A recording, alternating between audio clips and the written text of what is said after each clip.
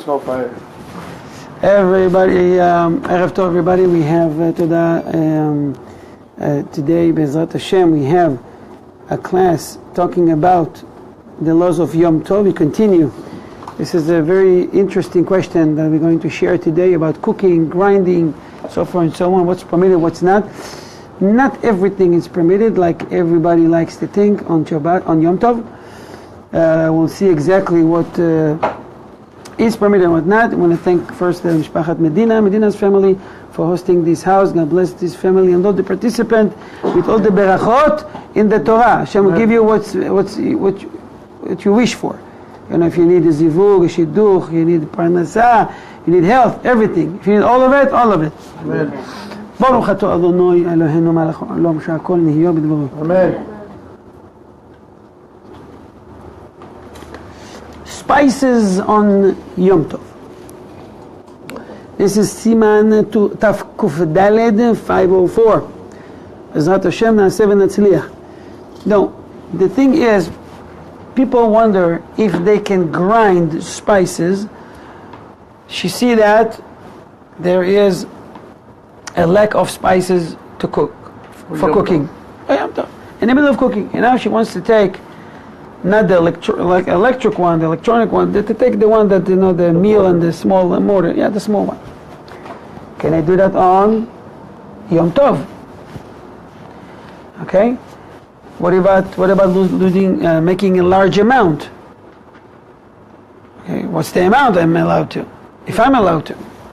Halacha is, it is permissible to crush spices on Yom Tov in a regular mortar and pestle, and in the usual manner. Since if someone will crush them on the day before Yom Tov, it's still going to be crushed. So why not to do the day before? Why the permission? When it's fresh. If I do it, therefore he loses his freshness. Right. And part of the simcha of the Hag, to have fresh food and good food. So, even though they will be less pungent, right, than freshly crushed. If someone wants to crush salt on Yom Tov, does it make any difference if you crush the salt the day before or a week before? No. So, salt is going to be a different case. In what way? You still can crush, you may crush the salt, but with some change. Take the other side of the hammer, whatever you call it, the meal, not the meal, the pestle, whatever. Yeah, the pestle.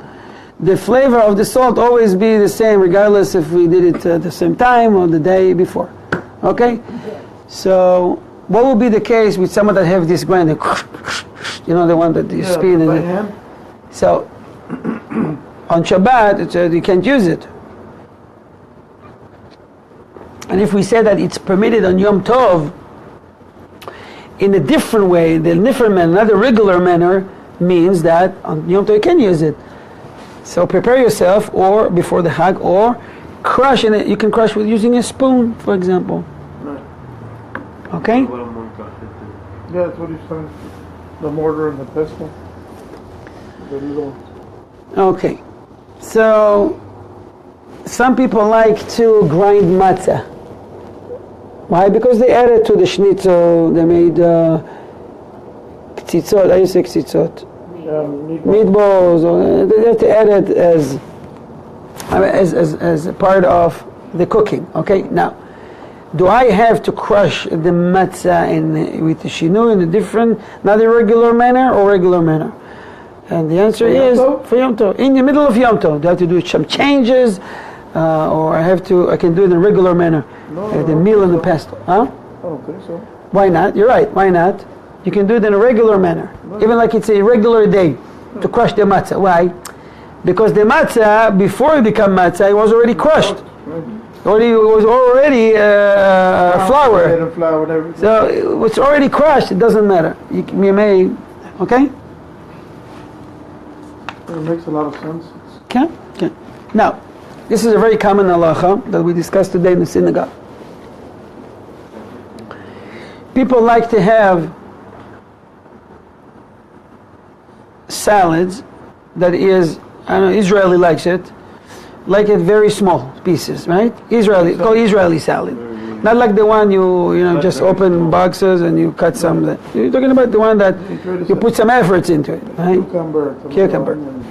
So, the problem is doing something like that on Shabbat, cutting something very small pieces is like grinding. It's a branch of, it's a form of tohen, grinding. Problem. So on Shabbat, it's different than Yom Tov, and regarding to this halacha. In one hand, I want salad cut and chopped very, very small pieces, the way we like it. But in the other hand, you have to be careful about the way we do it and the timing. What's the difference between Yom Tov and Shabbat? The difference is the following. It is permissible to chop vegetables even into very small pieces.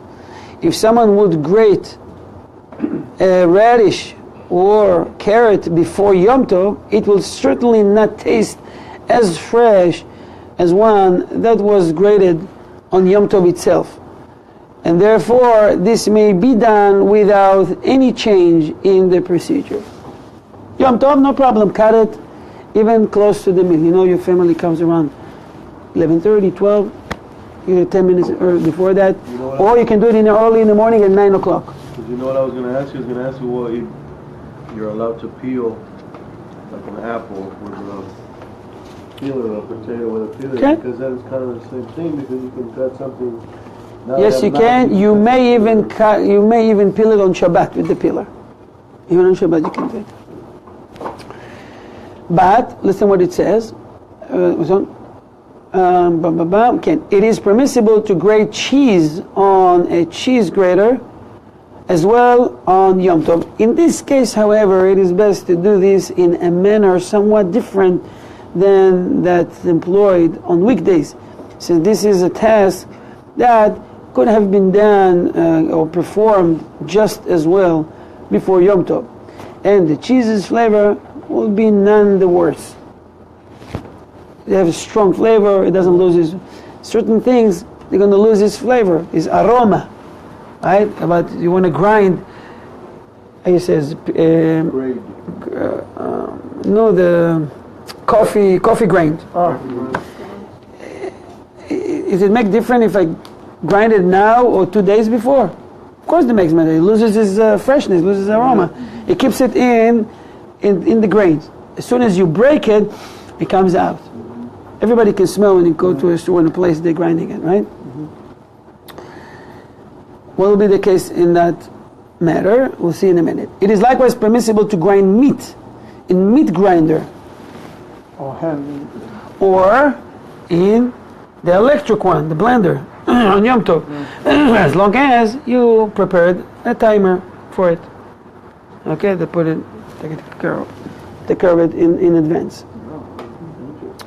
In regards to coffee, you have to make it in a change, in a different manner, regular manner. Allah says it's permissible to grind coffee beans on Yom Tov in a mortar and a pestle, just as it is done on weekdays. Coffee beans have a status equal to that of spices, since it is ground on the day before, it has lost some of its flavor. The Acharonim debated whether or not it is permissible to grind coffee in a coffee meal.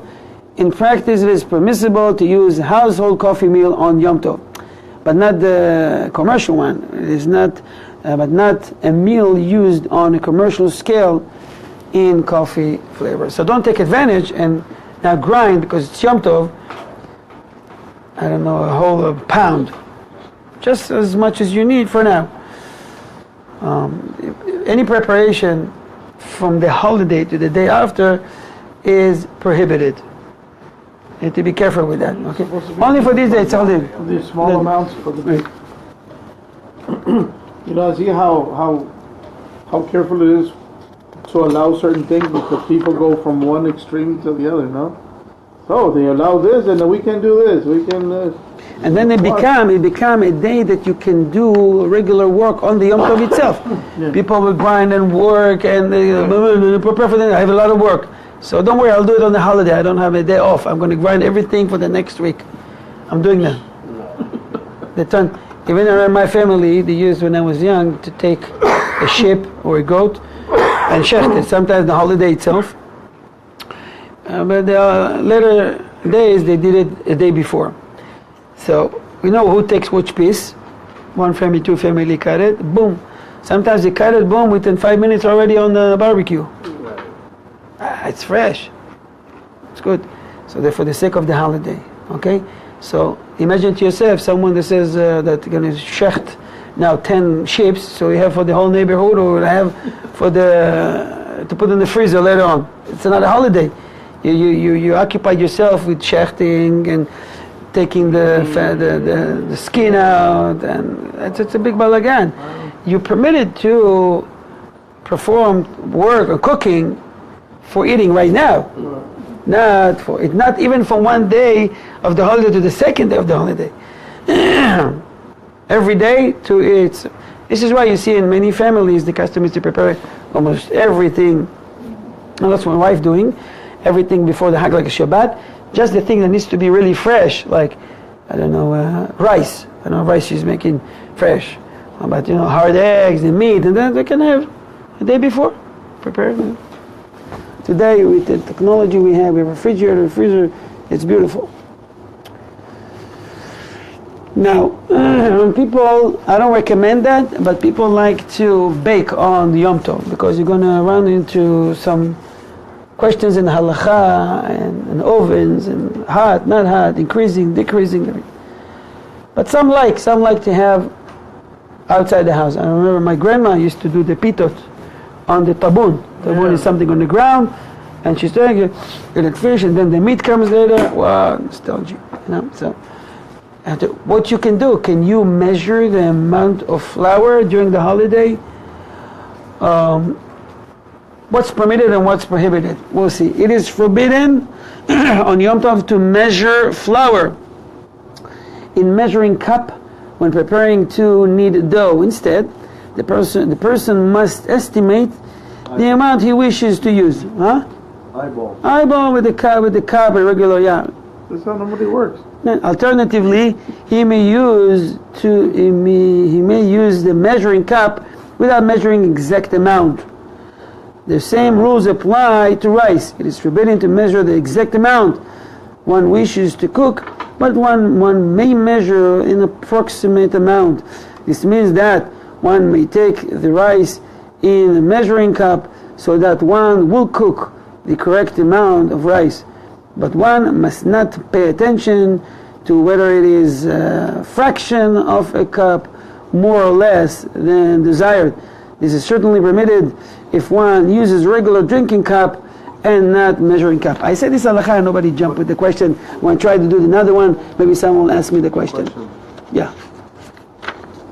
Going back to the baking, if normally you don't follow a recipe anyways, but there's a certain way that you go about doing it. Let's say you use exactly one shot glass of yeast. And that's what you use, and that's what you've always used, that's what you had. It's not a problem. As long as you're not using the exact measurement, it's fine. If that cup is your measuring cup, so you have to take a little bit less. Or use a different one. It has to be in a different manner. Because right now, it's not the official measuring cup, so you treat it as official for that case. Did I answer your question? But that could also be argued with if you use only a pinch of this or a pinch of this. You're still using it's an estimate. Should take a little bit less or take a little bit more. What you're trying to do is not do the same, right, Nahab? Not to do like a regular mundane days. This is a holiday, you need to be careful with that. But when I read another one, maybe if someone will ask me the question, I'm expecting you to ask. What about, I want to weigh, I have let's say, few guests. So I estimated the amount of meat that I need. And I think that I need 2.5 pounds of meat. Okay? I calculated 2.5 pounds. Fine. I have like, I don't know, a 10 pound. So I want to cut and I want to measure. I'm putting less, I'm putting too much, I don't know. So I want to measure, not electronic scale, regular scale. Okay? is it permitted? Is it permitted to do it on the Yom Tov? It is forbidden to weigh meat to ascertain how much one needs to cook. Not ascertain? Yes. Ascertain to that. How much one needs to cook. Not only it is forbidden to use a regular scale with its weight, it's forbidden to use even if one substitute a spoon or knife for the scale's weight. The act of weighing meat itself is one that is like a weekday activity. Okay, so why are you not asking? Well, let's say I'm going to give you a hint. Let's say I want to use the scale that I'm using on Passover. You know, Passover we measure the matzah. I want to use this one for meat. Can I do it? It's still a scale. You're not allowed. You're not allowed to. So ask me a question. So why are you taking out the stuff that you have for Pesach now? It's supposed to be put away. You're not supposed to use anything that you use in Pesach during. Not connected to it. Hey, you're close. You're close. What did I say? What do we measure on the holiday of Passover? You measure flour anyway. So. No, but what can I measure? Well, I do measure. Remember the video I did for you? You measured the weight on the amount of the See if it was it was the right part that we were supposed to eat. the right The way of the matzah, right? Yeah. Right. I need to eat kazai, so I don't know if this is the one. So you I may. had already measured for Pesach. Right, I did it right. But in case that I want to weigh this during the holiday. Shakol. Amen. Nihya. So you may measure the matzah to know if this is kazait less or more. So now ask me a question: why matzah is permitted and all the rest meat, and then it's not permitted? It's already cooked. It's already done. It's finished. It's a finished product. I didn't think about that. Because it's I don't think It's a finished product. No, that's not the reason. Because that scale is used to see how to fulfill that mitzvah. You're Oh. following it correctly or not. Oh, very good, very good, very good. So, because for the sake of mitzvah, it's permitted. Eating meat is not for the sake of mitzvah. You can eat anything. You can say it's a mitzvah to eat meat, so you should do it before the Hag. But you don't say special beracha over the meat. Right. The matzah, there's special beracha, there's a fikoman, you need to know the measurement, you need to know the amount, so you fulfill the mitzvah. For the sake of mitzvah, it's permitted to weigh. This is why you can weigh yourself to see how much did I eat this hard. Let's weigh myself. So you don't do that. Huh? Well, then you can use a scale.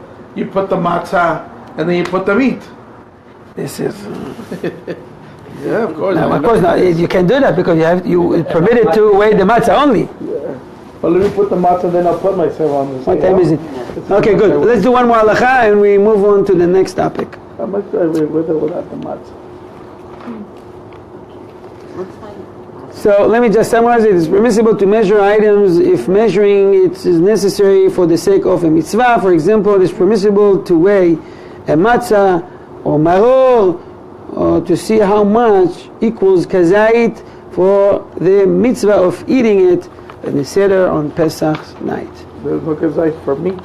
I think we're going to finish here. The next time, please write yourself next time, page 197. 187. We're going to study about milking animals on Yom Tov. Actually, we're not going to have next Tuesday. It's the holiday. Oh, Oh yeah, it's Shavuot already. Shavuot. Good night. So, guys, we're going to continue in 5 minutes with the Musa. We have a wonderful topic today. 31 now. Starts off 31. Shalom, shalom. On behalf of Ohev Israel Foundation, I want to thank you for joining our class.